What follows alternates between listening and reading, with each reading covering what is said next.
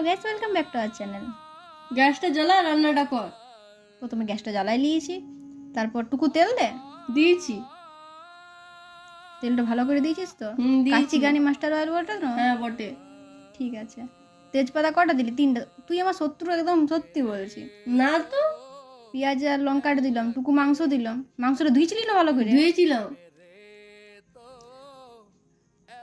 নুন হলুদ দিয়ে ভালো করে কষিলি আগে, বুঝলি? কষিলে কষিলে নুনটা দে। দিয়েছি তো, দেখ আগে। তারপর একটু জিরা গুঁড়া ধনা গুঁড়া দিলি। দিয়েছি, দেখ তুই ভালো করে, চোখগুলো নাই নাকি।